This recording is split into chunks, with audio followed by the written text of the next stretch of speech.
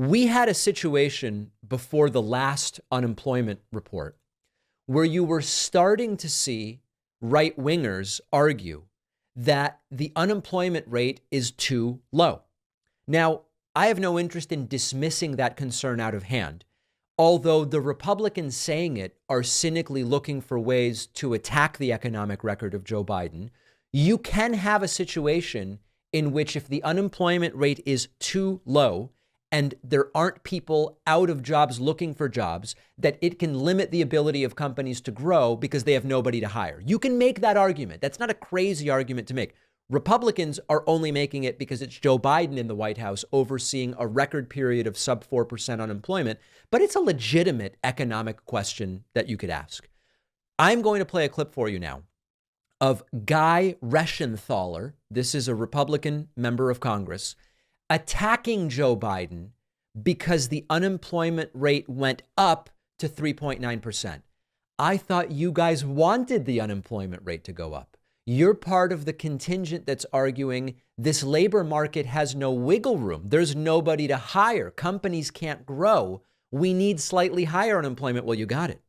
And now they go after Biden because the unemployment rate went up, by the way, to an extraordinarily historically low number. Listen to this pathetic guy. With the economy adding just 1,500 jobs in October. Now, I'm sorry, I have to stop. The economy did not add 1,500 jobs in October. The economy added 150,000 jobs in October. Are his notes wrong? Did his brain glitch? Is he lying? I don't know. But understand that number is wrong. The number is 150,000. With the economy adding just 1,500 jobs in October, coming in below expectations, this is the second worst jobs report of the Biden presidency. See what he did there? It's the second worst jobs report of the Biden presidency, which has seen record job growth. It's sort of like saying every month the jobs report has been really good. But this last one, among a whole bunch of really good jobs reports, was less good. It's so dishonest. And these people are such partisan hacks. The unemployment rate rose to 3.9% in October, while the labor force participation rate actually declined. That hurts people that are driving to work, driving to construction sites, driving to work shifts at diners. It's not hurting the woke yuppie base that the Democrats represent, sitting at home on Zoom all day, having their EVs charging in their garage. There you go. All these woke yuppies with their electric vehicles, working from home, blah, blah, blah, blah, blah. These attacks are particularly funny because they're increasingly falling flat. There was a point 6 months ago where Americans really didn't have a particularly positive view about the economy. And people like me who were just looking at the numbers in a very objective way were saying, the numbers don't seem to be entering the brains of some of these people because things are, quite frankly, looking pretty okay. That tide is starting to turn. And on the economy, the number of Americans who believe the economy is going in the right direction and is doing well is growing and growing. If you want to zoom out from every other, what you might call secondary issue when it comes to how people vote, the economy still, perception of how the economy is doing remains at the top of the list. And increasingly, Americans understand the economy is doing pretty well. Doesn't mean it's perfect. This particular attack, the unemployment rate went up to 3.9, is coming from people who were arguing just 2 months ago that the unemployment rate was too low. We need to cool things off. We need a slight uptick in unemployment. Well, we got it. And now they're saying, well, that's actually bad. This is MAGA math. Unemployment under 4% for the longest stretch in 50 years, down from the 6.3% unemployment we had when Joe Biden took over from Donald Trump. Wages are up, and they want to say that things are bad. Now, this is not cheerleading, and this is not ignoring the plight of so many Americans.